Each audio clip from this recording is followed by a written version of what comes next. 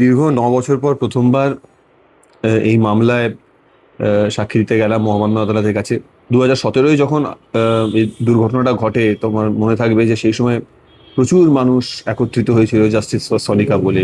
একটা বিশাল রব উঠেছিল যে জাস্টিস পেতে হবে মেয়েটিকে এবং শাস্তি চাই বিক্রমের। এবং কি হয় যে যখনই এরকমই একটা কোনো প্রতিবাদ বা অন্যায়ের বিরুদ্ধে মানুষ সরব হয়, তখনই তাকে দমিয়ে ফেলার সব থেকে সহজ উপায় হচ্ছে তাকে দীর্ঘমেয়াদী করে দেওয়া। যে কোনো প্রতিবাদকে, যে কোনো আন্দোলনকে দীর্ঘমেয়াদী করে দিলেই তাদের গতিবেগটা না আস্তে আস্তে হারিয়ে ফেলে, সেই মোমেন্টামটা হারিয়ে যায় এবং তখন আস্তে আস্তে মানুষ বিচ্ছিন্ন হয়ে পড়ে।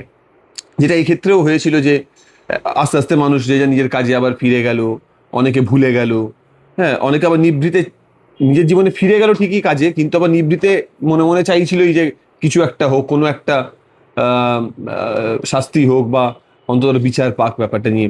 খালি দুজন মানুষ তারা অক্লান্ত পরিশ্রম করে গেছে, অক্লান্ত লড়াই করে গেছে, তারা হচ্ছে সনিকার মা এবং বাবা।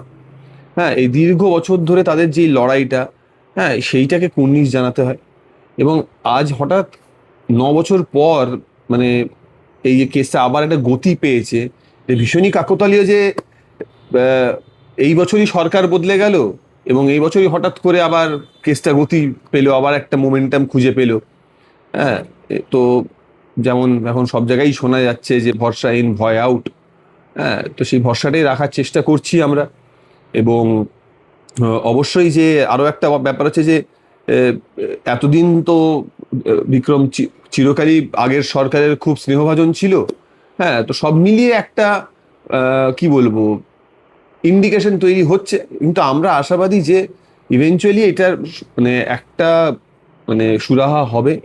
হ্যাঁ, এবং একটা বিচার হবে এবং ওর বাবা মা, সনিকার বাবা মা বিশেষ করে, যারা দীর্ঘদিন ধরে এই লড়াইটা অক্লান্ত পরিশ্রম, এই অক্লান্ত লড়াইটা করে যাচ্ছে, এই লড়াইটা থেকে তারা এবার একটু একটু স্বস্তি পাবে। মানে এটা আমাদের আশা, এটা আমাদের আশা যে এটা এবার একটা সুবিচার দরকার। মানে অনেকগুলো দিন চলে গেল, অনেকগুলো দিন, ৯ বছর মুখের কথা নয়, প্রায় 1 দশক। আজকে তোমার হিয়ারিং ছিল, তোমাকে যা যা জানতে চাওয়া হয়েছে বা তোমার কাছ থেকে যা যা মহামান্য আদালতের জিজ্ঞাসা ছিল সেগুলো তুমি সব ফেস করেছো?